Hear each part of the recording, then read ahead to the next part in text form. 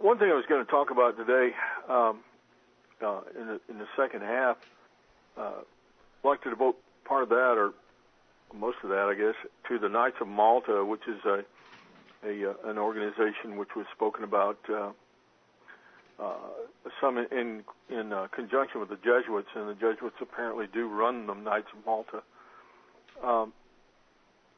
And I'm going to read from Alex Constantine had an article called Neo-Nazis, and I'd like to read from that.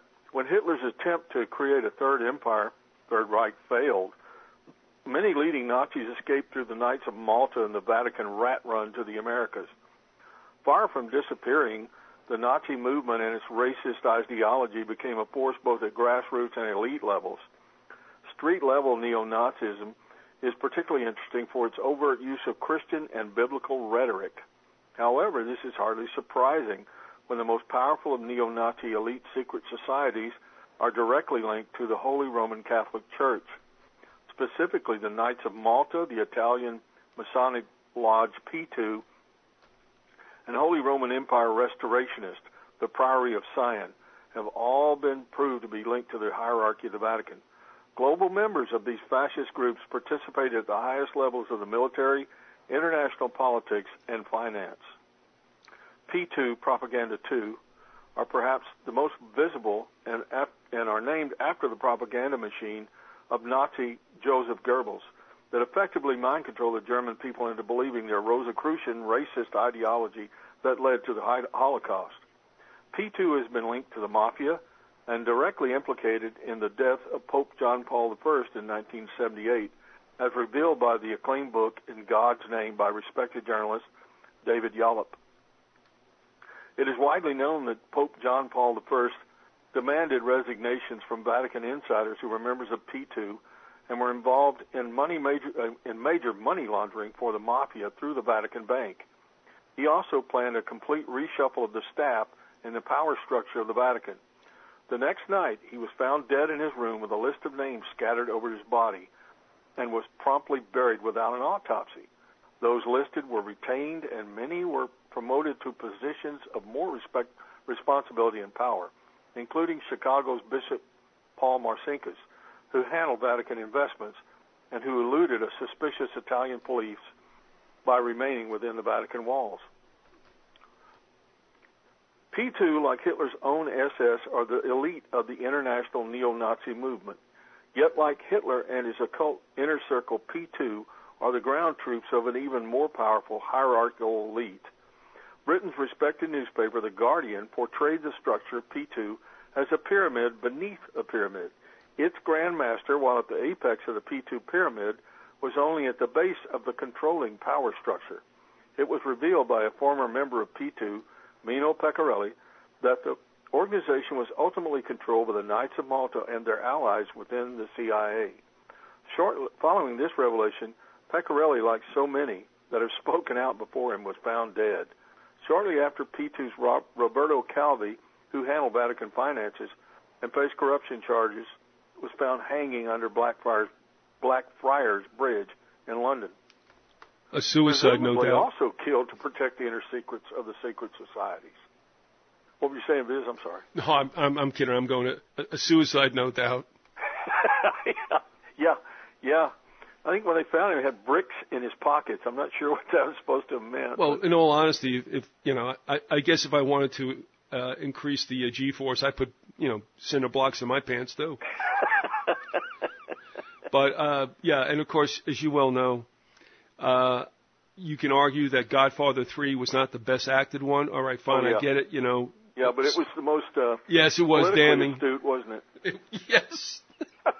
I mean, the thing that got me about it was you got to have brass, to put that out for the public, for public consumption, and to expose it, even though it's done in a dramatic style, but it's based on fact. I tell you what, there were historical nuggets throughout the Godfather trilogy, and I'll tell you, you and I, we went through high school, never heard a thing about the instigation of Japan by our boycotting them from oil. And yet that's what's stated, if you remember, around the dinner table right before, I guess, they had the celebration for Don Corleone's birthday. And that's when, Tom, he's not a bastard, he was an adopted son. Yeah, he was actually, I think, of German heritage. He was an adopted kid that had become their, what do you call him, their counselor. He became a consigliere, yeah. Yeah, consigliere, that's the Italian phrase. But out of his mouth, he said, well, we should have known that, we were going to have a war. We should have known that when we boycotted Japan from oil. And I'm like, what? Right. I'm in college now, and I'm like, what? I never heard this. So, I mean, they did lay some stuff down. And, of course, I always like Sonny saying, hey, your country ain't your family. And I'll tell you what, I'm sorry to say, but that's true. Your country's your incorporation, and it ain't your family. So, right. but in Godfather 3, you get the P2 Masonry Lodge involved in this. They mentioned that. They mentioned the swindles that took place in the banking situation that resulted in Calvi's suicide, and also the poisoning of John Paul I. So how come on American movie classics, when they run the trilogy, there's only 2? It's true. I mean, I've only seen that movie once on television and never saw it again. It's been like 10 years or something. I haven't seen it again. But the other 2 I see all the time. I mean, they're listed as being on all the time. Well, when they just, if you remember, I made a big deal about this. They were going to, for the second time ever, show Godfather, not in their packages 1, 2, and I thought 3, but they were going to do it in a timeline, straight line. So whatever came earliest was done earliest. You know what I mean?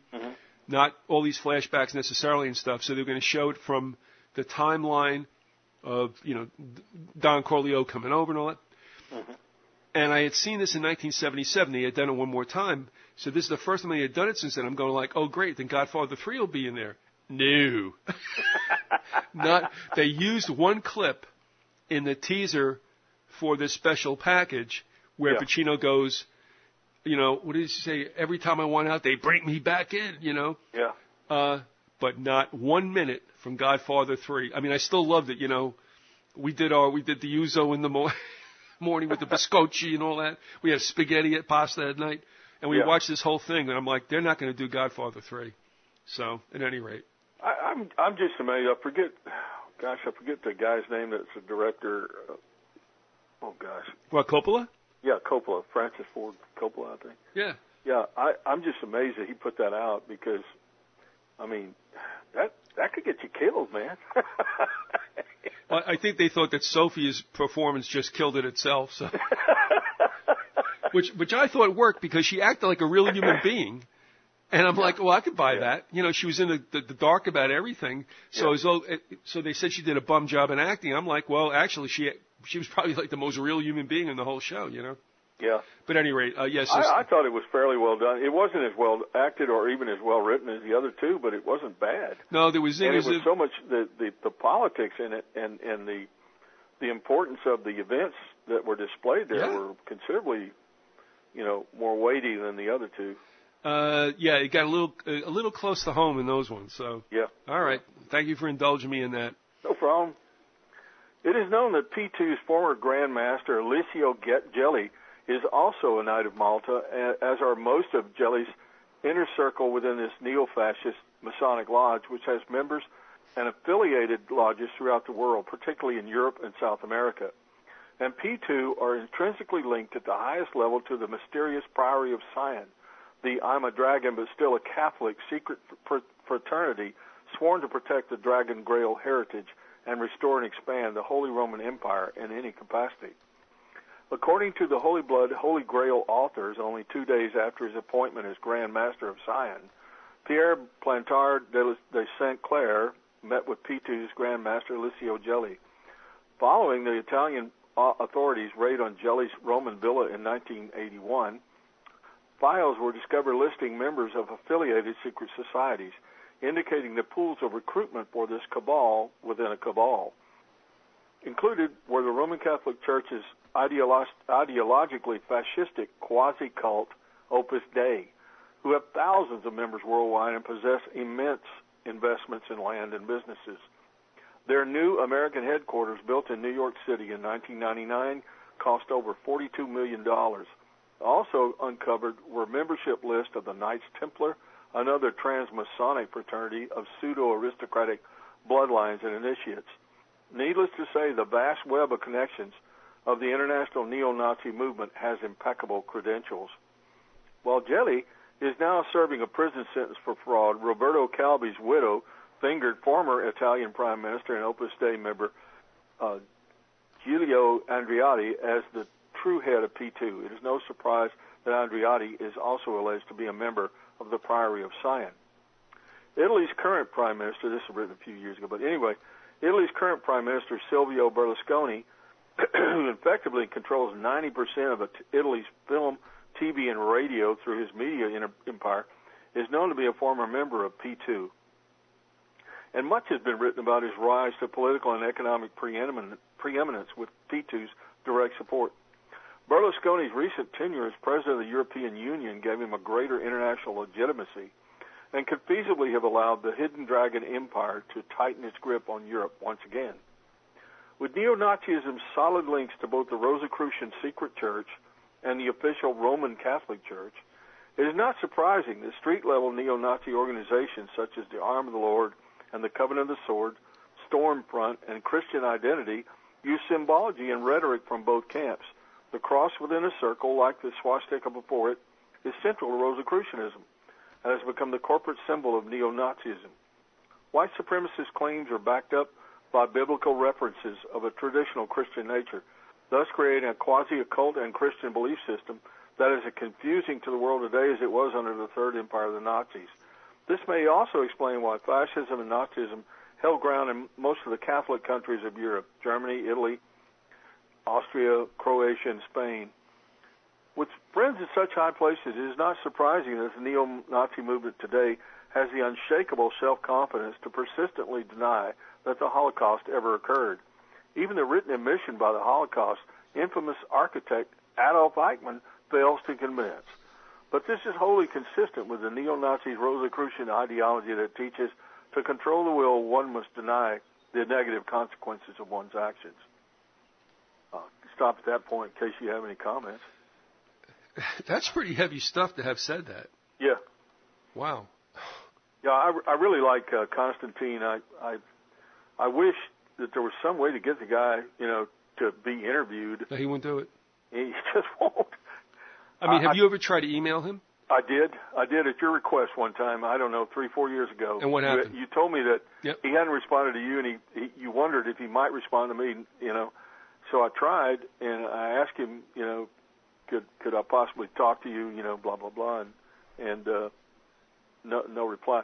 What I heard from somebody, I can't remember who, or not personally, but I heard it in an interview or in some writing, was that Constantine has his life has been threatened several times. People have tried to kill him a couple of times. That I think in one case they tried to shoot him, and in another case they tried to blow up his apartment or something. They didn't try to run him over on a snowy road, right? They didn't. Well, but at any rate, I think that's why he's so insular and why he doesn't talk to very many people. Well, I'll tell you what, Constantine answered Angie. He did? Yeah. That's great. Yeah. Because at that time she posted his picture and he must have liked it. Yeah. I'll leave it there. Yeah. Well. No, I mean his work is good. If he wants girls to be can get things done, guys just can't do. Attaboy. Send your emails too. All right. All right. Thanks for that. But that's a pretty heavy hitting stuff. And what work of his does that come from? It's just a little article called Neo-Nazis. And he put it out, I guess, it's going on 10 years now. It was in the early 2000s. And I had a series of those articles. It was under the heading of the spider web, but I can't find a link to it anymore. I can't find the articles. I do go into his website sometimes and look at some of the stuff he has. He's got a ton of. I just admire the guy. I'm really fascinated by he comes up with some interesting research, and well, do you remember? He writes well too. Do you remember when he came out with Operation Mockingbird back like in 2000 or something like that? Yeah. That's where that started. Now I'm going to say something also.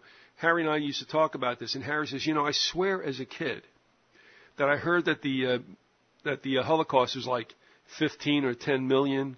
He goes, and then it was like 9 million and 8 million. He goes, and I'm looking, I'm going, oh, well, I don't really remember that. I said, but I'll tell you, honestly, probably it was that high. Mm-hmm. The gas chambers don't represent everything.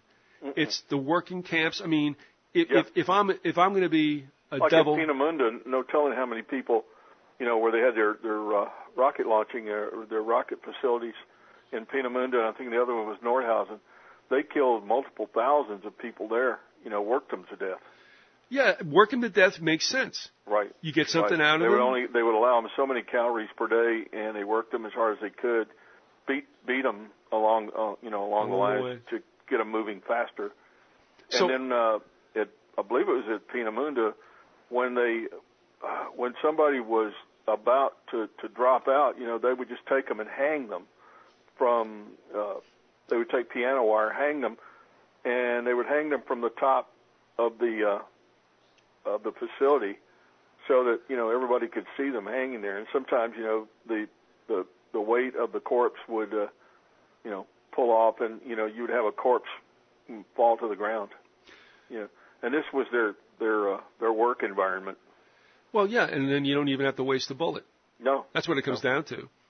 And when you get down to it, several million Russian soldiers were prisoners of the Third Reich, and they were exterminated through hunger and exposure to the elements as well. But then you get the gypsies. They killed, gosh, I don't know how many of them, and the political dissidents that they killed early on. There was probably another 5 or 6 million killed. It's really kind of hard to say. Nobody really knows how many people they killed. No. But it's Adolf Eichmann was the guy who said they killed 6 million Jews, and he ought to know because he was more or less ahead of it. He was the guy who was getting the logistics together and implementing the final solution. He was the guy that was in charge of it for Himmler. Yeah, I've seen an old SS buddy of his. I forget the man's name, but I've seen him on the series. It's The World at War that was done in the 1970s with narration by Laurence Olivier. At any rate, they interviewed this man about how many people were killed, and he said he spoke to Eichmann, and Eichmann said he said Eichmann was very distraught. I asked him what was wrong, and he said, "Well, I worried about my responsibility for the murders." And he said, "Well, how many people were killed?" And he said 6 million. So that's where that 6 million figure came from, but that doesn't cover everybody. No, I think it's low, and I think the gas chambers, of course, are used as the prototypical machine of horror. Yeah. But when they first started off, the reason they started using gas chambers, they first started off, they tried to shoot people, and on the Eastern Front, as they went through in Poland and then into Russia, they would just round up the Jews in the town and anybody else they wanted to kill. Have them stripped down and jump into a ditch, and they would shoot them in the head. But it was not efficient enough. They couldn't kill enough people that way. Plus, it had a tendency to kind of freak out the people doing it as well. It just wasn't. It was too public, and they thought that was a poor method to do it. So they came up with the idea of using Zyklon B to gas them to death. Mm-hmm. Okay. Thank you. Yeah, and Zyklon B was a product of Standard Oil's good friend and partner in IG Farben. I got to tell you real quick. I've been poking around in U.S. dailies in the mid-1860s, and I saw one article that was really interesting. Now, remember that we're talking about, it was anywhere from 63 to 1866. And it said, Rothschilds take aim on Standard Oil. And what they were prepared to do was to create an outfit and send out fleets that could take the oil being developed elsewhere. I think this was in Asia, and then bring it into U.S. ports and definitely take aim at Standard Oil. Now, I don't think that's true. I mean, there may have been something underneath the surface, but I think at that time, the robber barons had not yet made a peace with the Rothschilds and then a compact to help each other across the ocean bring about a new world order. So, I find it interesting because I'm looking at that and going, well, that doesn't make sense if you think about them as partners today. But that might have been one of the ways to say, look, let's do business together. Otherwise, we're going to be to the detriment of each other. But when you see that headline, it was like, Rothschilds, take aim on Standard Oil. I'm like, oh, how did that happen? And that's what I'm saying, folks. You got to go back in that website and take a look at stuff. Holy mackerel. I mean, I guarantee you, if anybody goes searching in that the database, you'll go in and 3 hours later you won't realize it, has gone by. Incredibly interesting stuff that, of course, has gotten lost through time. Yeah, it's amazing how everything gets lost in the memory hole. It's amazing the way that Americans have been propagandized to just not know any history. I mean, I remember when I was a kid, I always had an interest in history, and a lot of the guys I grew up with, why are you interested in it? It's just a bunch of crap that doesn't mean anything. And I think that was just kind of the attitude that a lot of Americans take toward history. I think America is probably, in general, Americans are probably the least informed people in the world on their own history, if nothing else. But remember, the robber barons got their hands on the writing of textbooks in the early part of the 20th century. So, it's one of these things where, I did battle with a lot of people about, I'm well versed. I listen to all these, you listen to all the mainstream crap, which means all you're taking in is a lot of crap. Right. And of course they were incensed by that. It's like, you listen to that stuff. So what I'm saying is, even if you were a student of history, you're going to get a vanilla story. Mm-hmm. How do you find the books that we talk about that give you a documented past, not necessarily provided for us in our textbooks or even in mass consumption books in whatever bookstores are left, by the way. Mm-hmm. It's garbage. So, to get what you have to do to really understand history or to get a better understanding of history is go to primary sources, the actual people who were there for those events and their writings and their speeches, et cetera. And that's pretty hard to do because a lot of that stuff has been just kind of shoved to the side. And you get this, like you say, the standard vanilla sanitized version, right. The Disney version of American history. Well, real quick, when we talk about Pearl Harbor, I was startled when I read the book, The Final Secret of Pearl Harbor, by Rear Admiral Theobald, who was there, and what he laid down and what he documented. And then there's, Sinet did the same thing with Day of Deceit, another guy who served at Pearl, and then didn't Kimmel write one too? He might have, but you see, Kimmel was the one that they hung everything on. Yeah, he was the guy that they hung out to dry. Right. And in fact, I think in recent years he has been exonerated. They've softened it up without a doubt. But you want to hear something funny? Down here in, nowhere, Florida. Yeah. I got in a conversation with a woman and her family who have been cutting her hair for like 20 years. And I just mentioned it, and they were like, what? Well, it turns out they're related to Kimmel. And they were freaking, so I gave them the book to read, and they were like, thank you so much, because obviously it's not, they made Kimmel a scapegoat. Oh, yeah, they definitely did. So, they definitely did. So that was a setup. Sure. He was the guy who had to take the fall, He was in a sense, the Lee Harvey Oswald of this situation. Well, what's interesting is a listener, Laserwood, I believe it was, sent me a book where this is the true story of what happened at Pearl. And with the foreword by, who was the Secretary of War at that time? Oh, Stimson, maybe? Stimson, yeah. And there's a foreword there that says, I availed the author of everything he needed to get this thing finally settled. It's like, great, man. I know. Great. I know. You were in on it. You were in on all the meetings, man. Yeah. You would have swung if it happened, but you see, there's the story. You argue with, as I have found bitterly with that Cypress Consultant bunch of people. They hold the mainstream story up. This is my story and I'm sticking to it. It's supported by everybody in the mainstream. I'm saying, why don't you guys use your brains? But it's the same old story, and I'll say it ad nauseum. It's like Americans are propagandized into believing they can't be propagandized. There were so many elements. I mean, really don't have time to go into all that Pearl Harbor stuff, but there's so many elements that showed that it was a setup. And I think, though, it backfired on them in that it was a worse defeat. It was the damage was worse than they had expected, is what I'm trying to say. And but there's no doubt in my mind that it was allowed to happen. And another interesting tentacle in that whole thing is that's the reason why Tom Dewey lost 2 elections. Right. Because he was going to run his mouth about the fact that, without a doubt, Roosevelt and the cabinet knew. And they were like, no, you're not doing that. They threatened to, if he had brought it out, they threatened him with sedition. Oh, yeah. Oh, baby. So, I mean... And during time of war, the President of the United States is basically a dictator.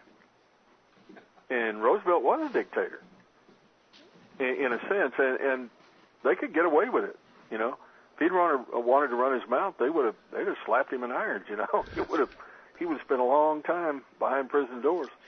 I think Dewey has some skeletons in a closet, but it's been so long since I heard what went on that I can't, you don't want to do that and not be able to back it up. So, but I'll say this much. I mean, he probably won that 48 election, but it was stolen from him because he had already transgressed far beyond what he could make up for.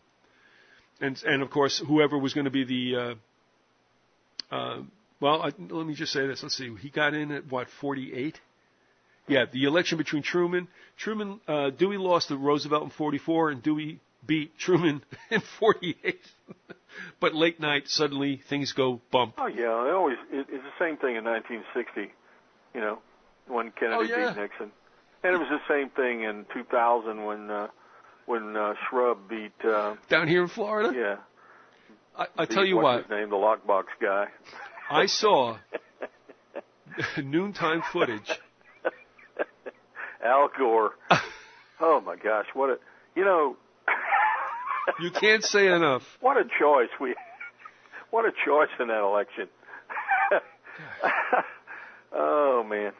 Well, that's the last one I voted in, but I was going to say that 92 was the last time I voted. Yeah, well, you haven't missed much in the meantime. No, I don't think I have. In fact, I'm pretty happy that I didn't stand in line to vote for Tweedledee or Tweedledummer. I saw on noontime news, how the networks break away, with their little local noontime news. Yeah. And there was no doubt that the Florida Highway Patrol were doing traffic stops on certain roads, which back then had to be black people, right? There you go. And they were going to vote for you-know-who. Arrested for driving while black. Yeah. What we have here is a failure to communicate. Failure to communicate. Now, I can be a nice guy. I can be one mean-time bitch. And I tell you what, there was also a website that carried photos, and it was gone within a day. And I saw it. But the thing that struck me was never in watching elections going back to 1960 have I ever seen a whiplash, stop the presses, holy mackerel, something's wrong. They had Florida delivered to Gore, and all of a sudden, whoops, and I'm like, and again, at that time I was just starting to think that things go bump in the night. And I saw that, I'm going, this is kind of strange. And of course, you saw what debacle that is. And that debacle in 2000 is reminiscent of what took place in the 1876 election when supposed bipartisan people like James Garfield, who was going to be a Republican president in 81, went down to Louisiana to do a recount. And guess what? Their guy won, Rutherford B. Hayes. And Tilden lost.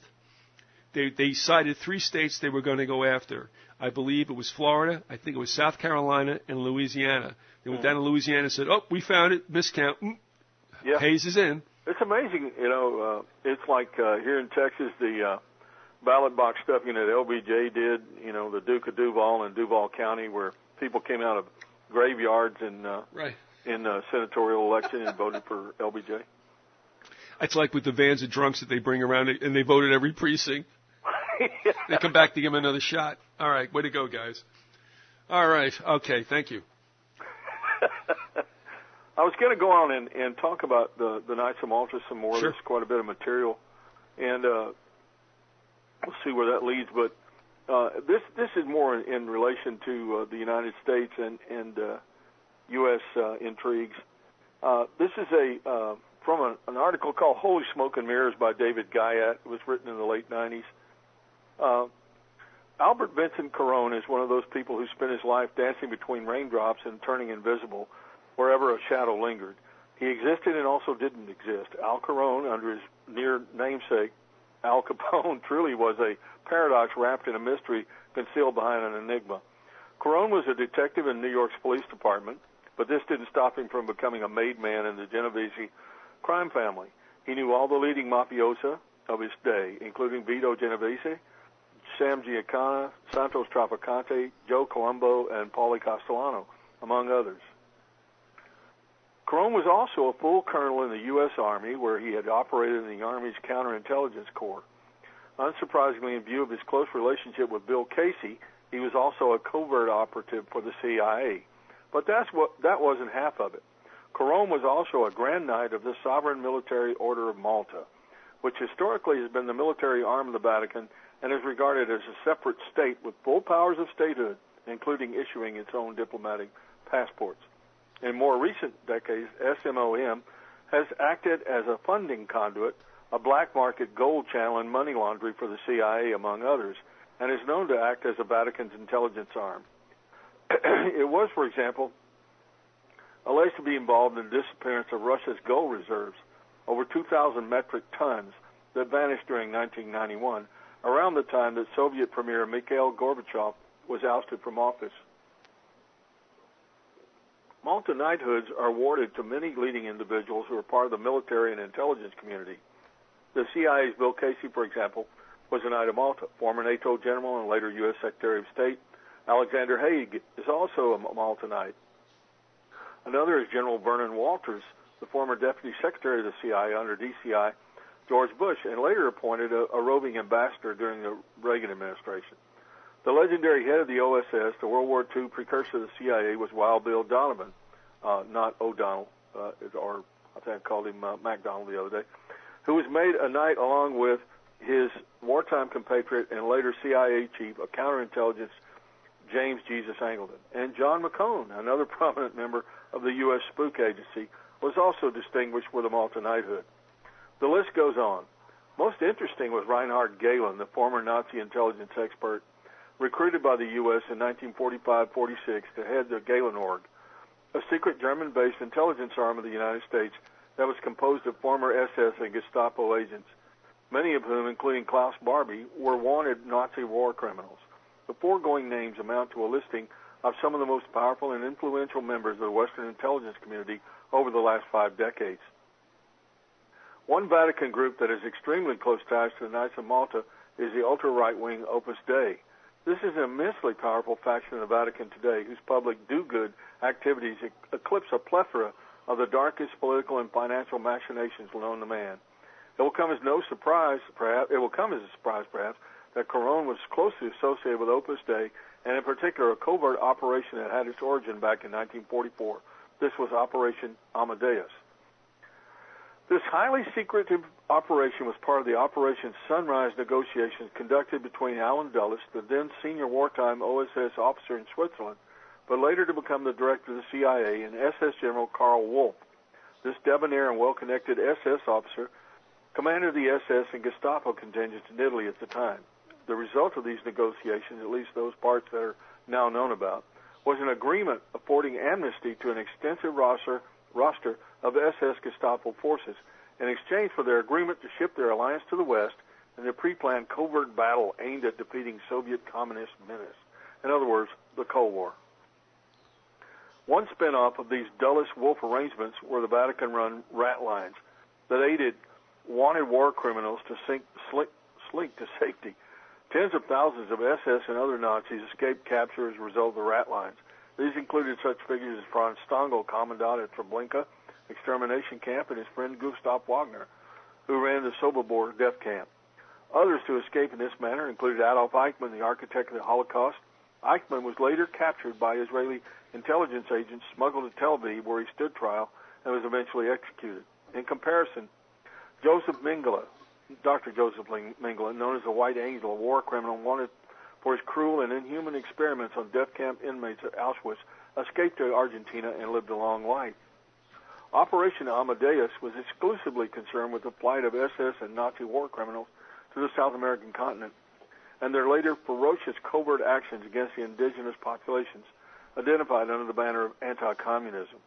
One individual engaged in Amadeus activities was former Gestapo officer Klaus Barbie, known to the world as the Butcher of Lyon. The principal means of funding Operation Amadeus activities was the hugely profitable narcotics business. Large stocks of SS morphia had been smuggled out of Europe and into Catholic South America at the end of the war in accordance with the Sunrise Agreement. The morphia was accompanied by looted SS gold and large quantities of counterfeit British banknotes, forged in concentration camp by captive but skilled counterfeiters as part of an SS operation known as Operation Bernhardt. The escape lines used to move wanted men around South America away from the prying eyes of Israeli agents also proved ideal as smuggling routes for drugs. Decades later, the stock of heroin smuggled in the United States for distribution by the CIA-protected mafia would be complemented with locally grown cocaine. One of the figures to emerge in the spotlight during the 80s was deeply involved in narcotics traffic was Colonel Oliver North, who authorized the exchange of guns for drugs to finance Contra operations. Oliver North was known to Al Capone under his work name John Caffrey. This was the time when Capone was engaged in CIA-controlled cocaine transaction with Joe Pickles Priscilla, a member of the Colombo crime family. These curious and unusually concealed connections between governments in the form of the military and intelligence community, organized crime, the Vatican, and Nazi war criminals have some significant history. Not least was a secret agreement reached between U.S. naval intelligence officers and Mafia Don Charles Lucky Luciano during World War II. This resulted in the Mafia's decision to aid and assist the Allies by contacting mob figure Vito Genovese in 1943 to prepare the way for the Allied landing in Sicily. As earlier outlined, it was primarily those SS Gestapo units located in Sicily under the command of SS General Wolf that were initially concerned in the Operation Sunrise negotiations. And while large numbers of former Nazis were fleeing south to fight the communist menace in Latin America, and more importantly, to personally profit from their involvement in the drug and gun business, in Europe, the spade work was being laid to overthrow or thwart democratically elected governments via a network of fascist man stay-behind units organized under the aegis of Operation Gladio. Not surprisingly, this would lead to certain involved figures making personal fortunes out of other people's misery, a circumstance that is so commonplace it's barely worth mentioning. These neo-fascist activities would come to prominence in the early 80s following the collapse of Banco Ambrosiano and the death of Italian banker Roberto Calvi, who was suicided and left hanging under Blackfriars Bridge. This would lead to a sensational disclosure about the role of the Vatican Bank, the IOR, in Calvi's financial empire, and would quickly grow to include the activities of mafia financier Michel Sindona, whose activities in turn would implicate leading blue blood banks in Europe and America in mafia activities. Both Sindona and Calvi were close to Opus Dei, who lost around $55 million when Sindona's empire crashed. According to his family, Roberto Calvi was deeply engrossed in helping Opus Dei take control of the IOR, when he was killed.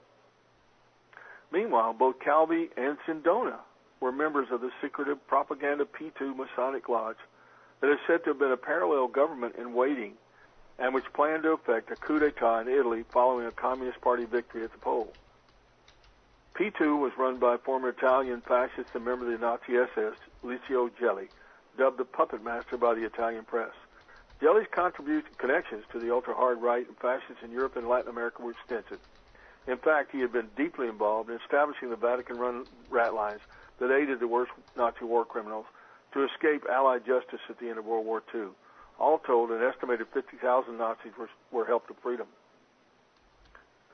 Jelly had numerous powerful friends, including former Italian dictator Benito Mussolini. He was also a personal friend of Argentina's General Juan Perón, and his close association with Argentina would lead him to be a key figure in shipping a supply of French-made Exocet missiles to sink British task force during the Falklands War. In this endeavor, he worked closely with Ronald R. Rewald, founder of the Hawaiian-based financial institution Bishop Baldwin and Rewald, Dillingham and Wong, a CIA proprietary company and forerunner of the CIA-owned Nugan Bank. The involvement of a CIA front company engaged in financing and providing weapons to be used against a key American ally, Britain, that had the wholehearted public support of the U.S. government may seem somewhat duplicitous. However, in the world of black ops, friends and enemies are interchangeable words, and working both sides of the fence is accepted practice. In terms of hierarchy, Jelly reported to Umberto Ortolani, described by one writer as the great Vatican door opener and a secret chamberlain of the papal household. In addition to his P2 connections, Ortolani is also a member of the Inner Council of the Knights of Malta and has military intelligence connections that date back to World War II. Well, there you see Jelly, who was at the head of the pyramid, at the apex of the pyramid below, and you see that he reports to Umberto Ortolani, who was a Knight of Malta and the Chamberlain of the Papal household. So you begin to see where the hierarchy is leading, and it's right into the Vatican. There are numerous other Masonic groups and secret societies in Europe that move in and out of focus at various times. Almost all of them are Catholic in nature. One of these is the Priory of Sion, a secretive order that first came to public attention in the best-selling books Holy Blood, Holy Grail, published in 1982. The Priory is closely connected with the alleged treasure of Solomon that is said to have found its way to the small French village of Rennes-le-Château in southwestern France, where it is said to have been buried by the Knights Templar, forerunners of the Knights of Malta. The Priory, whose headquarters were located at Annemasse, near Geneva on the Swiss border, are styled as the guardians of Solomon's treasure. But most interestingly, they have numerous subterranean connections to fascists, and those on the far right that date back to World War II. Meanwhile, it has to be noted in passing that Annemasse is said to have been the center for the anti-communist stay-behind units of Operation Gladio. If this is not intriguing enough, another fact stretches coincidence to the point of bursting. In recent years, the Priory of Sion has moved its headquarters to Barcelona and now boasts a Spanish Grand Master. This, one would conclude, is to enable it to be physically closer to the historical heartland of Opus Dei, which was founded in Spain in 1928. If Otto Skorzeny was the leading force in running the SS Brotherhood escape routes to Spinner, the Spider, after the war, and SS General Karl Wolff was the lead negotiator with OSS Swiss chief Alan Dulles, then another Nazi, Walter Rauff, head of the Milan SD, was one of two liaisons with the Vatican involved in the establishment of the Nazi smuggling system. Another important link between the Vatican and SS escape routes was Frederick Schwenk. He was also the man in charge of laundering forged SS banknotes.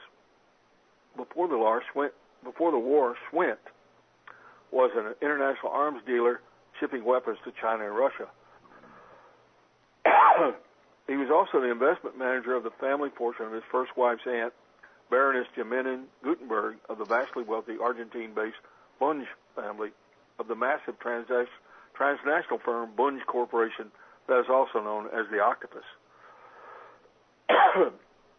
This title is interesting, for it may connect to the so-called octopus that ties in to murdered freelance journalist Danny Casolaro, who at the time of his death was investigating a number of high-level illegalities, including the theft by the Department of Justice of a tracking computer program known as Promise.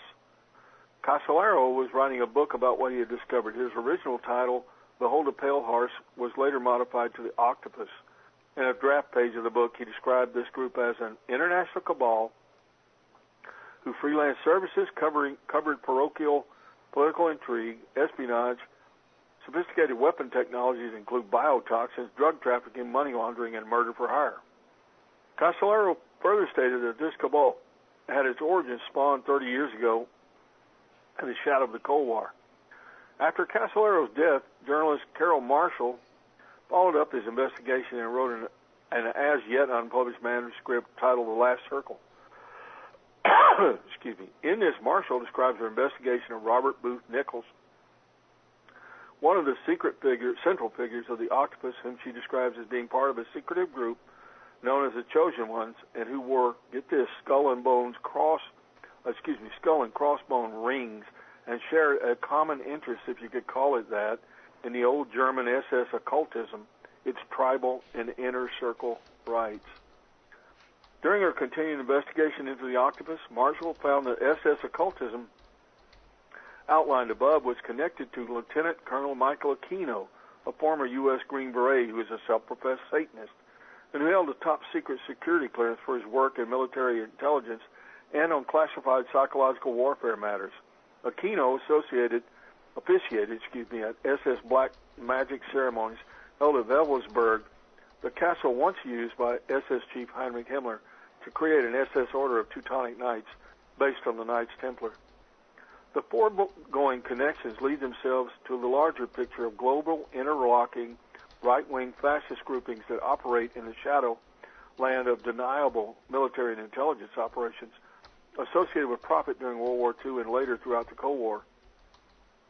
In this respect, it is intriguing to note that the Priory of Sion, one of the foremost Catholic groups under discussion, uses a symbol, something that is variously described as an octopus or spider on their documents.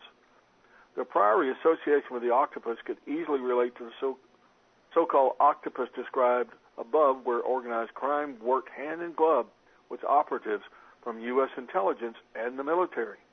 If one decides, on the other hand, that the Priory symbol is a spider, there is an intriguing notion of the Vatican-run Nazi escape lines of Austrian Catholic Otto Skorzeny and his SS Brotherhood, Der Spinne, the spider. Al Capone was, as mentioned earlier, a made man of the Genovese mob, in addition to his other associations. It is curious, therefore, to note that one of the leading lights of the octopus, according to writer Carol Marshall, was ultra-right-wing oil tycoon, drum roll please, Clint Murchison, owner of the Dallas Cowboys football team. Murchison's oil company, Murchison Oil Lease Company, was 20% owned by Gerardo Catena, the chief lieutenant of the Genovese crime family. Throughout the Second World War and thereafter, there was, according to author Charles Higham in his book Trading with the Enemy, a general agreement of certain major figures of American, British, and German commerce to continue their relations and associations after Pearl Harbor. Higham adds that he also learned that certain figures of the warring governments had arranged to assist in this activity. Higham's subsequent research proved the existence of this high cabal that he dubbed the Fraternity not only existed but benefited handsomely through World War II. This led the author to ask, what would have happened if millions of Americans and British people struggling with coupons and lines at the gas stations had learned that in 1942, Standard Oil of New Jersey managers shipped the enemy fuel through neutral Switzerland and that the enemy was shipping Allied fuel? Suppose the public had discovered that the Chase Bank in Nazi-occupied Paris after Pearl Harbor was doing millions of dollars worth of business with the enemy with the full knowledge of the head office in Manhattan, or that Ford trucks were being built for the German occupation troops in France with authorization from Dearborn, Michigan, or that Colonel Soethanus Ben, the head of the International American Telephone Conglomerate, ITT, flew from New York to Madrid to Bern during the war to help improve Hitler's communication systems and improve the robot bombs that devastated London, or that ITT built the Focke-Wulfs that dropped bombs on British and American troops, or that crucial ball bearings were shipped to Nazi-associated customers in Latin America with the collusion of the vice chairman of the U.S. War Production Board in partnership with Goering's cousin in Philadelphia when American forces were desperately short of them, or that such arrangements were known about in Washington and either sanctioned or deliberately ignored, end quote. Higham's fraternity has certain similar characteristics to the so-called octopus and also shows similar characteristics to Colonel Oliver North's enterprise. All have engaged in the most dubious and illegal activities for profit, and all operate hand in glove with organized crime. All lean so far to the right, ideologically speaking, that the word fascist can be used without reservation. Meanwhile, none of them care very much for the woes of humanity, and indeed appear committed to stomping on the ethics and moral values whenever they meet them. The octopus, or octopus, as one European documentary film producer renders the spelling when referring to Opus Dei, which began on 2nd of October, 1928, has 8 arms that surround its mouth, ensuring constant supply of food, and 3 hearts, and is not therefore conducive to starving or dying, but it also can be identified by these oddities. Opus Dei, the group that are now in control of the Vatican, are undoubtedly one arm of this global criminal network in this writer's view. Or are the 3 hearts of the octopus more vital to identity? Could they be analogous to the church, state, and mafia, the forces that prevail beneath the play of the shadows of the world? As described by Nick Tosches in his book, Power on Earth, that tells the life story of murdered mafia financier Michel Sindona. There is yet another interesting twist to this accumulation of associations. Prince Bernhard of the Netherlands. The prince was the founding chairman of the publicity-shy Western power elite, the Bilderbergers. This shadowy and secretive group meet over a weekend in May every year under an almost total media blackout. Powerful and very influential figures from the world of banking, business, politics, and media, trade unions, and including regularly, for example, are Dr. Henry Kissinger, David Rockefeller, Italy's kingmaker Gianni Agnelli, and other illustrious figures. The first meeting took place in May 1954. This strangely was the same year that Prince Bernhard became head of the Johannite order in the Netherlands, one of the 4 orders that make up the chivalric alliance of orders of St. John. The stated purpose of these 4 known as the alliance that are composed of North European nations, Germany, Netherlands, Sweden, and Great Britain, the latter being an ancient order known as the most venerable order, is to reduce to silence the enemies of Christ. The headquarters of the alliance is located in Switzerland.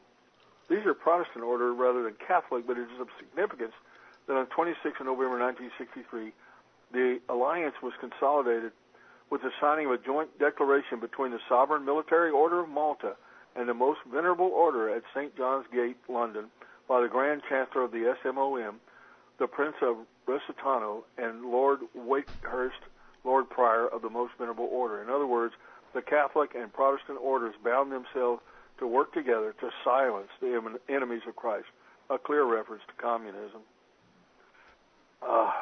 What a bunch of crap. Take a break. At any rate, I think it clearly illustrates, who the power brokers are, and like I said before, it shows where the pyramid. It's a cabal within a cabal, and it shows where the lower pyramid leaves off, and where the upper pyramid starts out, and who's at the top, and that would be the Vatican, and that would be the Black Pope. Well, I think you'll agree. The Bilderbergs, are really not as shadowy as they used to be. There's quite a lot shown on them, but they're not the answer. They're just another organization, agency. But but of course, the Patriot Radio, mainly because of Jones, has thrown that out there as like they're the guys. They're not the guys.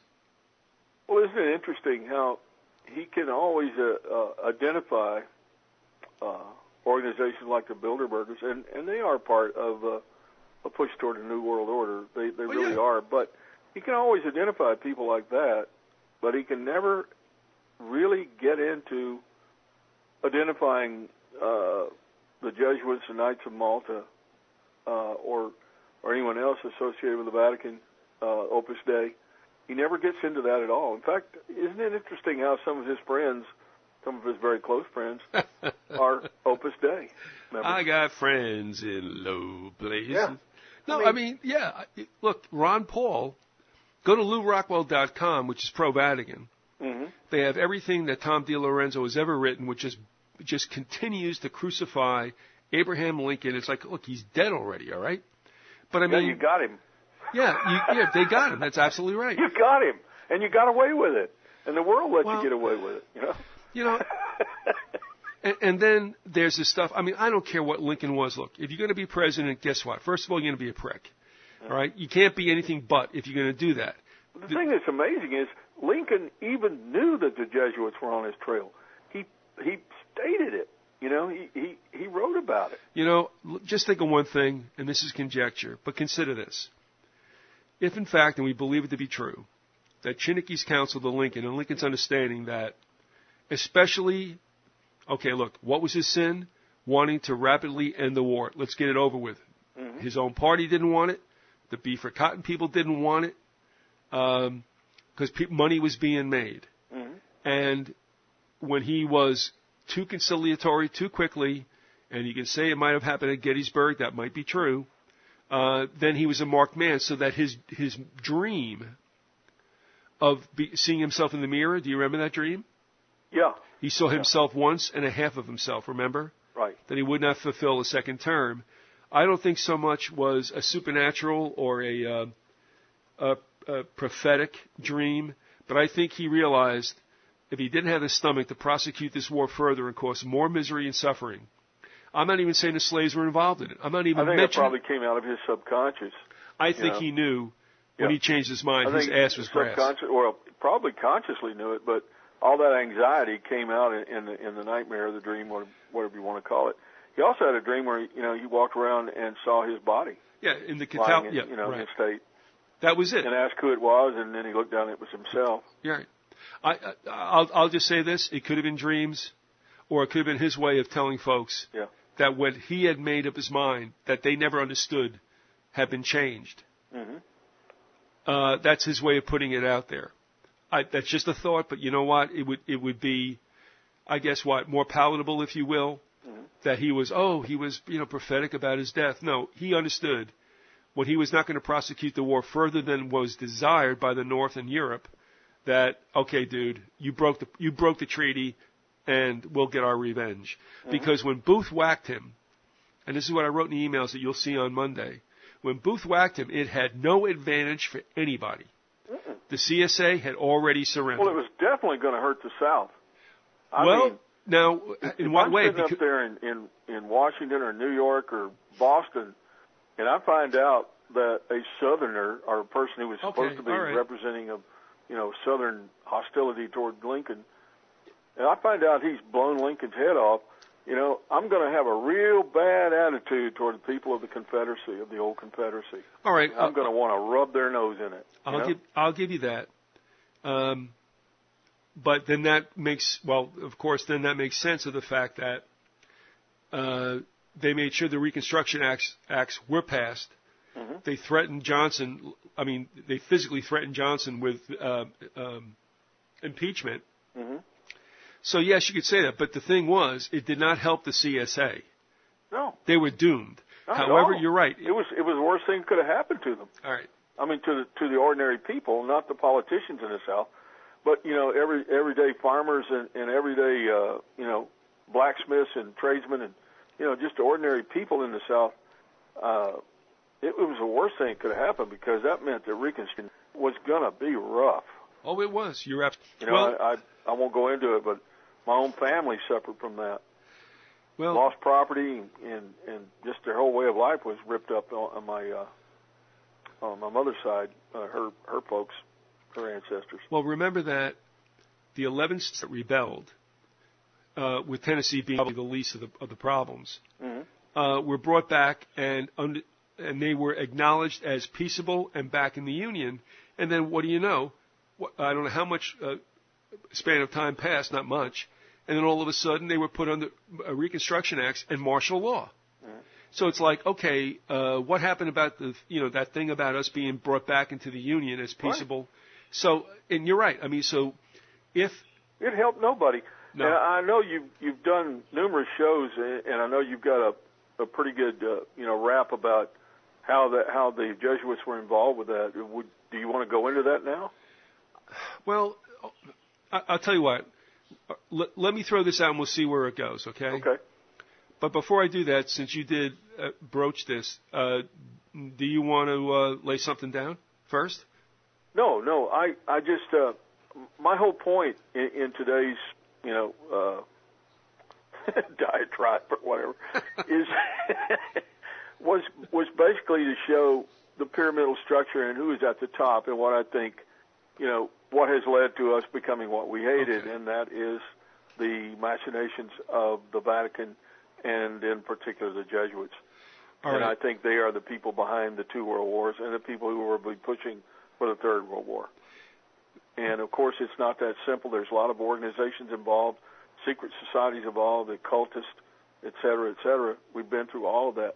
But since we're summing up, we're getting to the end of the programs, I wanted to say, well, here's where it really, it all leads back to.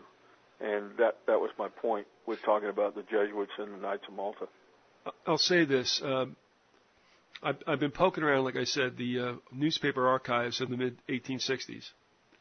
And what I found interesting was this. The Saturday Evening Post seemed to be the mainstream propaganda machine. And the New York Tribune, now remember, you're dealing with the Saturday Evening Post, all right, even back then, and you're dealing with the New York Daily, that took issue with the Saturday Evening Post, and they said, first of all, Surratt John escaped, obviously, the tribunal and the hangings, which his mother did not. He went up into French Quebec and hung out there with a Catholic priest. How interesting, a stronghold of the Jesuits. Well, yeah, and even during that whole beef for cotton incident, both Southern and Northern representatives met in a hotel in Montreal and banged this stuff out. I mean, it's laughable. Even Booth was up there. Now, so Surratt now leaves by ship out of Canada, and he winds up in not the Vatican Guard, the Vatican Army, as I talked to Denton about. He was in the Vatican Zouaves. And then when he gets found out, the Saturday Evening Post goes, well, clearly he had no idea that the Vatican had no extradition compact with the United States. And it's like, hold it right there. This guy was being tutored by a Catholic priest in Quebec. And the guy never told him, oh, by the way, go there because the U.S. can't extradite you. That probably never came up. Damn. And then the Saturday Evening Post said he was an ignorant man, and the New York Tribune said, well, no, he's not really, because he got a degree from, guess where, Georgetown. Oh, well. Right.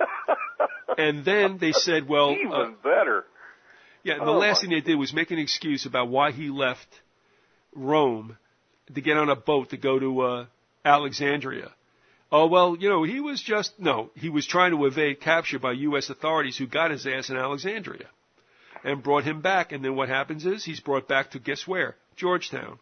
They have a trial. It's a hung jury. He walks. And nobody can figure out the connections? No. Come on. His confessor was Wygat out of Baltimore, which you could argue is probably Jesuit Central. Both Baltimore, which has Loyola University, in which Di Lorenzo is a prof. I mean, and I was going to tell you before, Lou Rockwell, too, you'll see 2 letters by Ron Paul that are glowing, acclamations of John Paul II. Oh, yeah. So there's Ron Paul, who kisses ass with his Latino Catholic constituency. He'll be elected until he dies. And then he'll still probably win posthumously. And that's Alex Jones' buddy. Yeah. And that's how it all goes down. Oh, yeah. Alex Jones started promoting him years ago. And as we had a very large segment on one of the episodes where talked about his fascist, racist background. Leanings, yeah, sure. And, it all comes together. You start to see where it all leads and where the real impetus behind it was. When you think about the Vatican and the Jesuits putting Mussolini in as their first fascist dictator, and then a series of other people, including Hitler, of course, the most important one, you begin to see where it's all leading. And you begin to see who the power is that wishes to control the world and is doing a very good job of consolidating all that power and eventually will be the seat of the one world government. And that's Rome and then eventually Jerusalem. But that's for another time, I guess. Well, I had to laugh, too. It's another one of these asides. I was reading a newspaper, Harry and I, when we were at the library, when I was at the library. And I cracked up, and I called Phelps later on. And I said I read him, I'm going, well, the mystery's over, Eric. He goes, what's up? He said, the Jesuits had a V8 moment. You know, one of those palm to the forehead things. They didn't realize that they had the pistol with which the assassin of Archduke Ferdinand shot him. We got the gun. We don't know how it happened. And he cracked up too. It's like, yeah, I mean, they are. Oh my God! They I did never not know stop. that. Oh yeah. Oh, we have the. We got the gun. We had to have it. Golly, I don't know how we got it. Oh jeez. Ay. Could it be that we set the whole thing up? Oh. Could it be that we were trying to bring on World War I? Oh my God! I know, but that was the best. It's like, damn, I didn't realize that was there all that time. I don't know. Yeah, they definitely wanted to get rid of the Serbians, and anybody who was Eastern Orthodox. Well, there is a funny story, and if the anecdote is true, that Serbia just about had enough of what they were going through, and they had marshaled whatever they had in Air Force, and they decided they were going to go to Rome and bomb the Vatican. Yeah. You remember this? Yeah, I remember reading about it. Right. And but they had bad weather or something. Yeah, cloud cover prevented it. And the story goes that the Lord said to them, "I'll take care of this." Yeah. You're not doing anything. I know, that's what I'm saying. Don't worry about it, guys. I got the score. That's the only thing that keeps me going, man, when I see some of these, just the enormity of the oppressive nature, of what we're fighting against. It's, one small individual or even a group of individuals like us, we account for very little other than just trying to give people information. But we're on the winning team. When you say us, I keep thinking of saying to you like what Tonto said to the Lone Ranger when the Indians. You remember that? When the Indians were descending upon. What do you mean we? What you mean we? Yeah. Yeah. All right. I'm going to make this last statement and then we'll call it a day. Okay. And I mean this seriously. I'm going to have to say something in a Stuff and Things, the last one I'm going to do. Yeah. About being misinterpreted. I don't mind being criticized for what I say. Mm-hmm. I do mind getting criticized for what I didn't say and gets misconstrued, but that's for another time. But my point is, honestly, if this world is all you got, if that's all you believe that there is, or that you've constructed some kind of afterlife by your own designs, I don't know how you do that, but okay. But if that's the case, I'm going to say this, that probably 99% of the patriots, who knows how many who claim that they're really evangelical Christians, and all the other ones who just love to hang around the occult pagan haunts. Mm-hmm. The thing is, for the most part, it makes no sense for you to try to hang on to the moral right way, if you know what I mean. Because you got nothing to go for, then you might as well suck up to your new oppressors and get the best deal you can. And I'm sorry, but that's exactly what's going to happen. I mean, we've all heard so many people run their mouth, on sports teams and bars and all this other stuff, and you know right away that they never did crap. And I tell you what, I got an email once from a veteran. Mm-hmm. My dad caught both wars. What a bonus, right? Yeah. He gets brought back into Korea after being out for like 6 years. And, wow. He never went to the American Legion. He never went to the VFW. He didn't want to know about it. I'm not saying he had a bad experience. He just didn't want to know about it. And I always find that the ones who pop off the most in those places did the least. Yeah. And I got a vet that wrote me one time. He said, "You're absolutely right. Those who were there and had to deal with stuff don't want to talk about it. They want to try to zip it up and forget about it because of what it is. But the ones who did nothing are the biggest mouths in those halls." And I'm saying the same thing about what we're facing with the NWO. These New Age cats, these occult people, all this stuff, the pagans, the red ice. I mean, let's call it what it is, man. Tessarian and the rest of the ghouls, you got nothing to offer. This is it. So don't worry about trying to be good or whatever you're supposed to do, because honestly, when the deal goes down, you'll kiss ass with the best of them. And I think you would agree that most of these characters who are like pumping their fists in the air going, yeah, we'll do the NWO, guess what, dude? When it turns its head on you, you're going to cry for mommy. Oh, yeah. I mean, your statement that you used to make all the time, and I really like it, was the only way out is up, and you are absolutely correct. These people that are running their mouths, the people that you just listed, they have their heads firmly up their wazoodis. I mean, they don't know what they're talking about. Yeah. It's not going to go down like that. They're not going to be able to fight the New World Order. You know, and this crap about we got them on their run. Where? Stop. Where are they on the run? I mean, they get stronger every day. You know, and it's not a case, and I hate to use this because it's just a lousy analogy, but it's true. I'm not saying like if rape is inevitable, enjoy it. That's not the point whatsoever.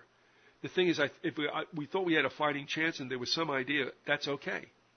But it's clear to us that, I tell you what, Lady Biz and I were watching something where there was some kind of revolt. I don't remember what it was, but, you know, everybody's using the same guns, and I'm like, well, okay, that's fair. But we're not doing that anymore. I mean, we are so far beyond that moment that to turn around and say, yeah, let's have it out, let's fist fight, whatever. Are you serious? It won't last 10 minutes. Mm-mm. And it doesn't make me a coward or anything else. It just makes me sensible when I'm saying, look, this is not a level playing field. I wish it were. It's not. You know, along that note, last weekend, I went to a gun show here in Austin, and I happened to notice there was a particular weapon that I was interested in, which I bought. I usually buy ammo there too because it's cheap. But there was a guy there who was buying. He had like 2 or 3 assault rifles. I think it was a couple of assault rifles. I just happened to notice him, and he had on his InfoWars shirt, you know, and his, you know. Oh, geez. I'm thinking, my God, you know,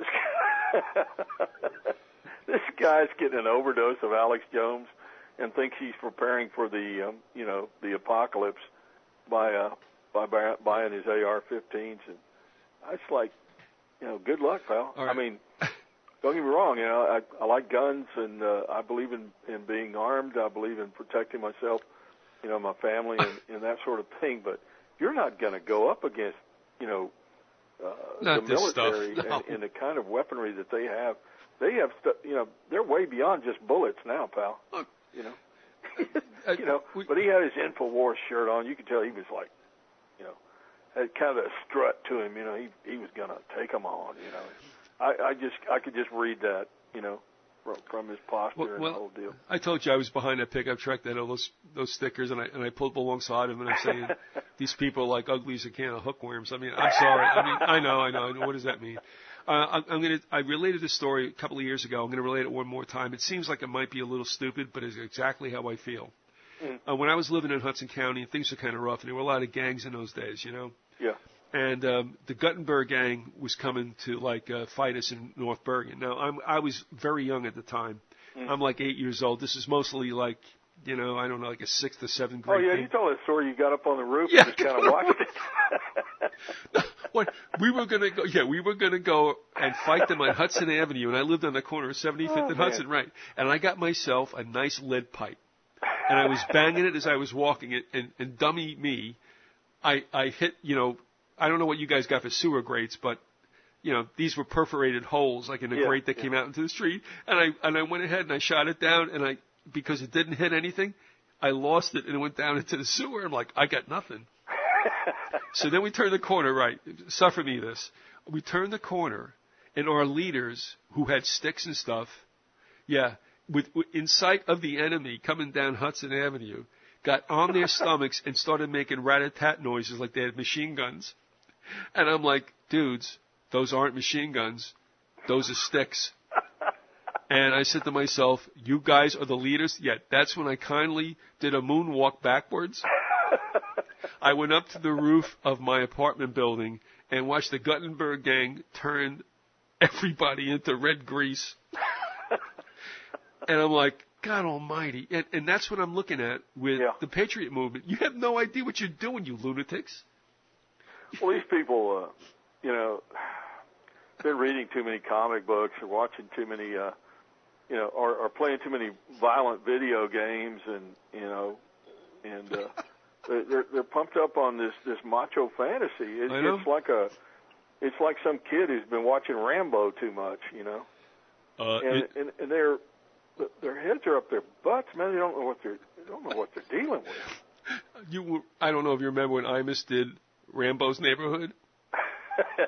All right, today, kids, we're going to do interlocking fields of fire. That was the best. That was the absolute best. Yeah, that's what we're going to do. We're all going to like pump iron and strip down to our bare chest and have 2 sets of bandoleros around us. And we're just going to feed the machine gun, which we'll shoot in the right hand while we're having a ham sandwich in the left. So Adrian, like what, Southpaw, South Philly, never mind. Hey, Adrian. All right. It's amazing. Well, I was going to tell you a little brief thing that's going on with me is in my obsequious attempts to seek political asylum in Canada, I've decided to watch the hockey playoffs, and I don't know who to root for. But I was going to go with the Toronto Maple Leafs. I like the Toronto Maple Leafs. I like the their colors and everything. But they're not in the playoffs. They're not in the playoffs. Nice going, guy. Well, that's another world conspiracy. Is that how many Canadian teams are in the playoffs now? I don't even think there are any. Well, Ottawa was in there, but I think they got knocked out. No, the Rangers took care of them. Yeah. No, I don't remember who else is in it, but I watched a couple games here and there. I kind of like the game. I just don't understand the strategy. I get it. You're moving the puck down the rink there, and you got to get it in the goal. I get that part, but I don't know about what the different positions are and all that. But it's kind of like football with a puck. I was thinking of soccer, but that's okay. Yeah, sort of. Yeah, it's kind of a combination of all that. There's a whole story according to and there were a number of them around for a while. Yeah. Paul Hoke was one of them. He wrote the book Meat on the Hoof about what? No. He wrote. He wrote Rip Off the Big Game about aligning sociology with sports and how they come out of certain cultures at certain times. Mm-hmm. And the Americans were very kind of resistant to a free flow, like in hockey and even in basketball, really, and in soccer, you have your positions, but you kind of like go where you're going to go. Yeah, well, you don't huddle up. No, in football and baseball, you don't have plays. Well, I guess you do have plays, but yeah, you do. You do have But the thing is, more like basketball. Right. You don't huddle up. So no, but in football and in baseball, both of those are trenchantly, here's your position and this is what you do. Yeah. And he made the case that the baseball, for the most part, came out of the industrial age, and that's what it is. Oh yeah. You went from part. It's very slow too. The assembly line. It's very old-fashioned in a sense. But I think didn't Jim Bouton talk about that in Ball 4? He might have. I don't remember. Might not have been Bouton, but somebody did. They talked about how baseball kind of harkens back to the old days. Kind of like the 1890s in a way. Well, yeah, he did, and he also began a baseball league across America where you have to play with 19th century gloves and uniforms. Yeah. It was funny because he goes and players didn't bow. Well, the Japanese still do this supposedly, but they bow to the umpire. Mm-hmm. And I remember one time I was umpiring when he was pitching, and he wasn't having a good night, and I wasn't giving the pitches, and Bouton walks off the field and he looks at me, and goes, "You know what? You got a strike zone like a mail slot." And I told him I wanted to run him, but it was so funny I had to turn around and laugh. I couldn't throw him out for that. I mean, that's a great line. Yeah, you got a strike zone like a mail slot. So, all right, those are the good old days. All right, yeah. we will reconvene at an appointed time we will not share with the public to continue this. And obviously we are coming to the end. But I would ask you, in all seriousness, is this too. Not knowing where you're going to go, and it's not my business too, because this is your show, despite what you say to me. Haven't said it in a while. No, but I missed it, so I did it. Yeah. But train now. See. Well, actually, if you're okay with this, you're going to close out Vyzygoth Raw and live on May 19th. Is that all right with you? I think so. Yeah. Okay, and then I disappear. Yeah. And I will direct all authorities to your place because I have your mailing address.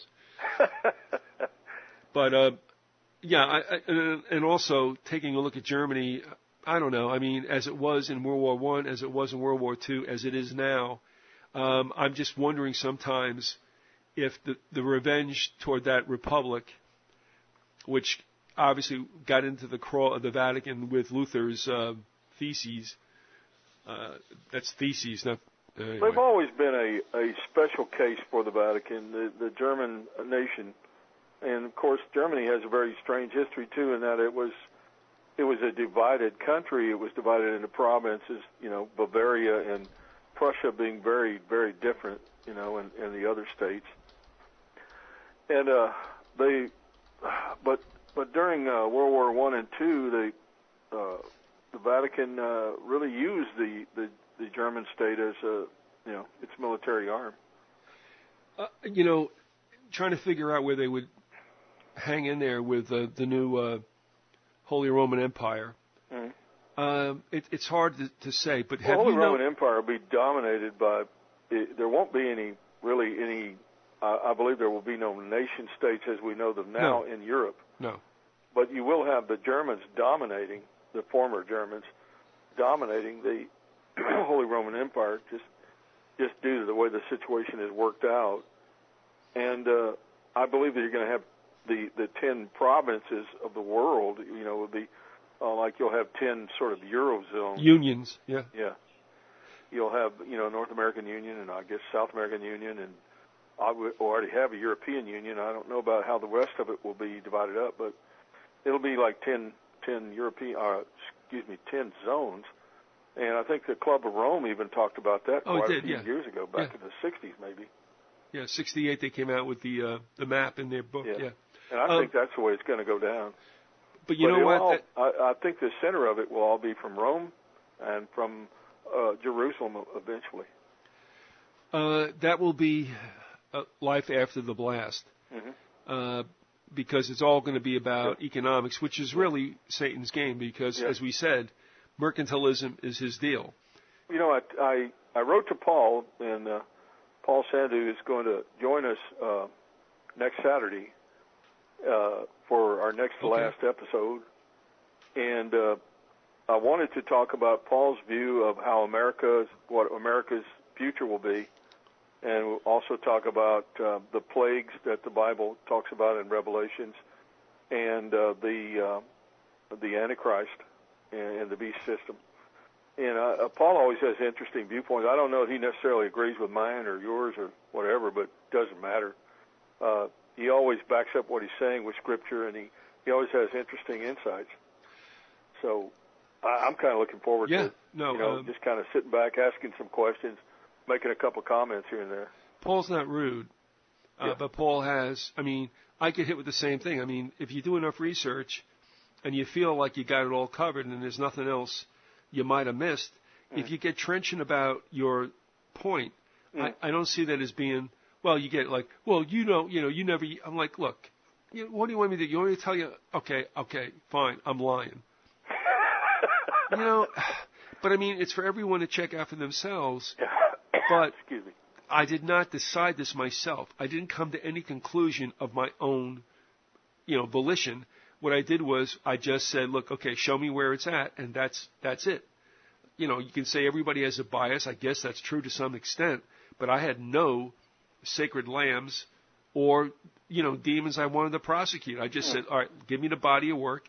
Hey, look, man, it took me 10 years. I'm sorry. I don't think I did badly at it, but because it doesn't necessarily jibe with the more, I guess, acceptable views of the public, and I didn't do it to be contrary either, hey, I can't apologize for saying, no, I don't believe that. And he's the same way. And I really can't find fault in stuff. But, so, if you got a point and you've done the work, you lay it out, you back it up, and then everybody has to decide for themselves. Well, I'm just interested to see what he has to say about America's future and how he sees it going down. I listened to the session that you had with him the other day, and I found it interesting. Of course, the first 30 minutes or so, Static City, I couldn't listen to it for very long, but the rest of it, I know. It's about 2.5 hours, so it was quite a bit of good information there. And I found it real interesting. He always has insight that I haven't heard of before. All right, I think it'll go well. Oh no, It will. There's no two ways about it. And it's good to have you both together, and that's what you wanted, and he was more than willing to do that. Yeah, I really did. I've always admired Paul, and I think to me, he's one of the best people I've ever heard speak about prophecy. Simply because it's just a no BS approach, No. And he's a very logical guy, and if something doesn't make sense to him, he points it out, and he has some really interesting things to say about the current affairs of the churches in America at this time. And he's right on the money. I agree with everything he said. Get out of those churches. Quit putting your money into these buildings and go meet with your friends, your fellow Christians at somebody's home.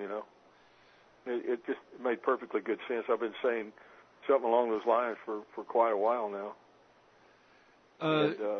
That to me was, very, very interesting, and it was a no BS approach.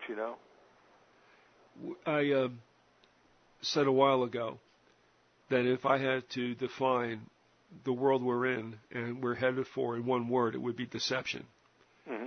And that is extremely clear to me that we're headed down that way. And that's all that it's about from here on in. It's going to be a smoke and mirrors show. It is the show that never ends, and many people will fall to it. And that's all you can say. I mean, I don't even think anybody's trying to fake too much anymore in the sense. There's just a great deception that's going to take place. Mm. And those who can be whored away will, in fact, have that happen. That's just the way it is. This is all about trickery now. There's no straight lines anymore. Sorry to say, but I mean now it really is quite the minefield, if you will. Mm. And it's going to be like that from this point on because that was what's prophesied, and I believe that's what we're seeing. I think you're right. I don't see any. I don't see anything rosy coming up in the immediate future. It's going to get a lot worse before it gets better. And that's the thing. I think a lot of people just aren't.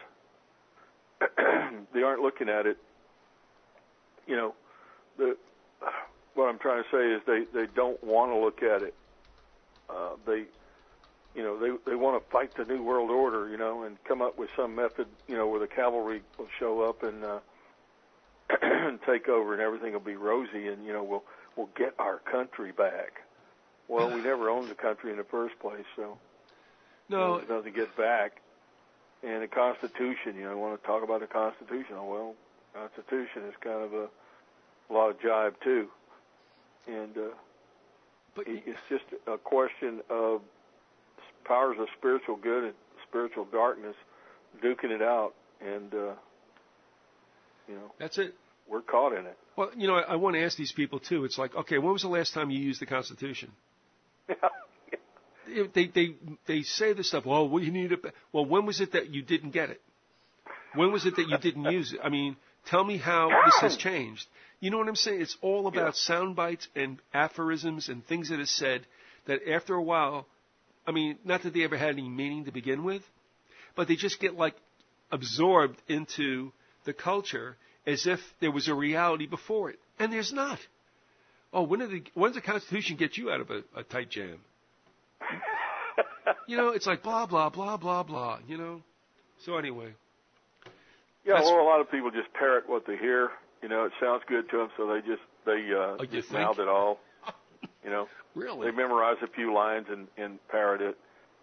And it's the kind of people that are going to Infowars.com and listening to Alex Jones and spout off, running his mouth, to ad nauseum. But he never points, and I mean it, he never points to the Jesuits or the Vatican.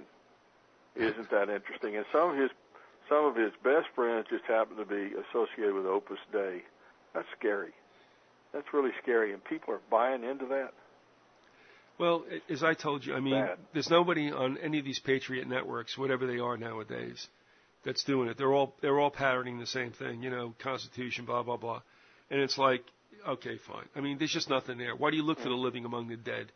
And that's what people do, and that's fine, But again, like I said, in the end, there's going to be a great shaking, and you'll find out who exactly is going to go over and turn to the enemy. I'll tell you what, it's going to probably be about 95% of the people. I mean, you and I and others, who run our mouths about this also, if confronted with the situation, have to stand and deliver, and that's going to be, our thing. And I think we prepare ourselves for that.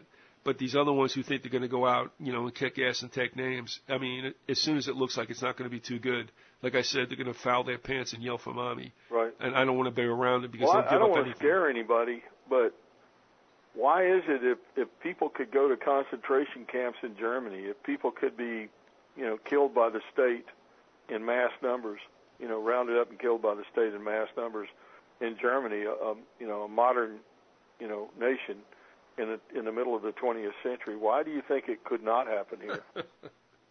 Because we're different. Yeah.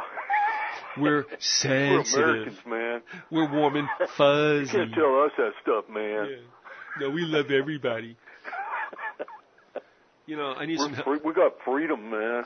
Well, I need some health coverage, so I'm thinking about going to Mexico and becoming a citizen and coming back in. At any rate. All right. Larry, thanks a lot for being with us. Oh, yeah. You're laughing too much, man. Yeah, you're laughing too much. Cut it out. It bothers the occultist. Yeah, that's right.